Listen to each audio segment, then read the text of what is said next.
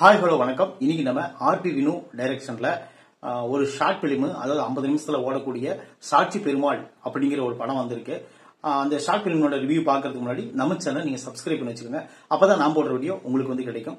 இந்த படம் வந்து ஒரு 50 நிமிஷத்துக்குள்ள ஓடுது. இந்த படம், இந்த படத்தினோட ஸ்டோரி என்னன்னு பாத்தீங்கன்னா, ஒரு மலை கிராமம், அதாவது தேனி பக்கம் பெரியகுளம் பக்கத்துல ஒரு மலை கிராமம். அந்த கிராமத்துல மேல வாழக்கூடிய நம்ம ஒரு பெரியவர், அவர் பேர் தான் பெருமாள். அவர் என்ன பண்றாருன்னு பாத்தீங்கன்னா, ஒரு மனைவி, அவரும் வாழ்ந்துட்டு இருக்காங்க ஒரு வீட்டுல. அவங்களுக்கு வந்து ஒரு பயங்கரமான ஒரு பண கஷ்டம் வருது. பண கஷ்டம்னா எப்பேற்பட்ட கஷ்டம்னு பாத்தீங்கன்னா, பொண்ணு கட்டி கொடுத்துட்டாங்க. அந்த பொண்ணுக்கு வந்து காது குத்து வைக்கணும். காது குத்து வைக்கிறதுக்கு இவங்க கிட்ட சுத்தமாவே காசு இல்ல. அப்ப வந்து என்ன ஆகுதுன்னு பாத்தீங்கன்னா, அந்த பொண்ணுக்கு ஏதோ ஒன்று செய்முறை நம்ம செஞ்சாகணும் அப்படின்னு சொல்லிட்டு அப்பா வந்து ரொம்ப கண்ணீரோட கதைய ஆரம்பிக்கிறாங்க. அப்ப ஒரு சீன் நடக்குது. அது என்னன்னு பாத்தீங்கன்னா, அது ஒரு ஆடி மாசமா இருக்குது. அதனால அவர் ஒரு வேலை செய்யறாரு. அந்த வேலைக்கு வந்து ஆடி மாசத்துல வேலையே கண்டிப்பா இருக்காது. எல்லாருமே வேலை இல்லாம தான் இருப்பாங்க ஆடி மாசத்தை பொறுத்த அளவுக்கு. அப்பேற்பட்ட ஒரு வேலை செய்வார். அது என்னன்னு பாத்தீங்கன்னா, பத்திர ஆபீஸ்ல பத்திரம் எழுதுறவருக்கு அசிஸ்டண்டா வேலை செய்யறாரு. அந்த அசிஸ்டண்டா வேலை செஞ்சுக்கிட்டு என்ன பண்றாருன்னு பாத்தீங்கன்னா, இந்த சாட்சி கையெழுத்து போடுவாங்க பாத்தீங்களா பத்திர ஆபீஸ்ல, அந்த வேலை செய்யறாரு. அந்த வேலை செய்யும்போது அவருக்கு வந்து அவங்க கொடுக்குற ஒரு 1000 500 சாட்சி கையெழுத்து போட்டா ஒரு 1000 2000 அந்த மாதிரி கொடுப்பாங்க. அது என்ன எது அதெல்லாம் அவங்களுக்கு தெரியாது. ஆனா சாட்சி கையெழுத்து வாங்கிக்குவாங்க. ஏன்னா அது அந்த இடத்துல சாட்சி கையெழுத்து போறதுக்கு ஒரு அத்தாட்சி தேவைப்படும். அவங்களுக்காக வாங்கிட்டு அதுக்குண்டான அமௌண்ட் என்னவோ அதை கொடுத்துருவாங்க. இவர் என்ன பண்றாருன்னா, அந்த சாட்சி கையெழுத்து போடுற அந்த பத்திரம் எழுதுற இடத்துக்கு வந்து அங்க ஒருத்தர் இருப்பாரு. அவர் வந்து அவர்கிட்ட போய் வேலை செய்வாரு. அப்புறம் என்னன்னா, அந்த நகை வந்து ஒரு 12,000 ரேட்டு வரும் ஒரு தோடு, அதை வாங்கணும் அப்படிங்கிறதுக்காக இவர் என்ன பண்றாருன்னு பாத்தீங்கன்னா, அந்த சாட்சி கையெழுத்து போடுறாரு. போட்டுட்டு அது நிலப்பத்தின இடமா இருக்கு.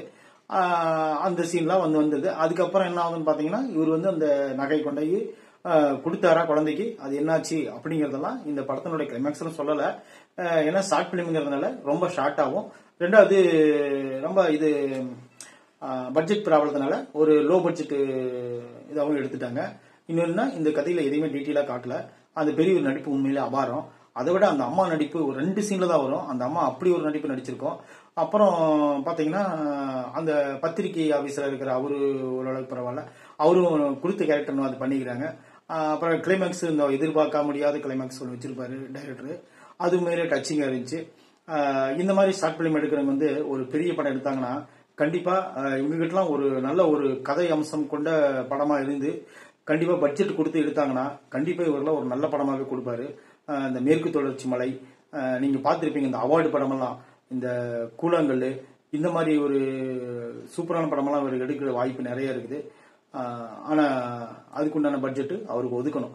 ஒதுக்கி ஃப்ரீடம் கொடுத்தீங்கன்னா கண்டிப்பா இவரெல்லாம் ஒரு நல்ல டைரக்டர் தான் வருவாரு. ஏன்னா காட்சி அமைப்புகள் அந்த மாதிரி அமைச்சிருந்தாரு. இன்னும் டீட்டெயிலா சொல்லியிருந்தாருன்னா கூட இந்த படம் வந்து கொஞ்சம் போர் அடிச்சிருக்கும். ஷார்ட்டா முடிச்சதுனால இந்த படம் பரவாயில்லன்னு தான் நான் சொல்லுவேன். சில சீன்கள் வந்து காட்டாம விட்டுட்டாரு. ஏன்னா காட்டுறதுக்கு அவங்க பட்ஜெட் பத்தலன்னு நினைக்கிறேன். ஆனா இருந்தாலும் ஒரு டைம் நீங்க கண்டிப்பா பார்க்கலாம். ஏன்னா 3/4 மணி எவ்வளவோ நம்ம வேஸ்ட் பண்றோம்ல. ஒரு 3/4 மணி நேரம் என்னதான் ஒருத்தரோட கதையில நடக்குதுன்னு சொல்லிட்டு ஒரு 3/4 மணி நேரம் நீங்க உட்காந்து பாருங்க. இந்த படம் உங்களுக்கு பிடிச்சாலும் பிடிக்கலாம். அதாவது ஒரு சினிமாவை ரசிக்கக்கூடிய ஆளுங்களுக்கு கண்டிப்பா இந்த படம் பிடிக்கும். மற்றபடி எனக்கு கமர்ஷியல் படம் வேணும்னா கண்டிப்பா இந்த பக்கம் போயிடாதீங்க. அது உங்களுக்கு தேவையில்லாத வேலை.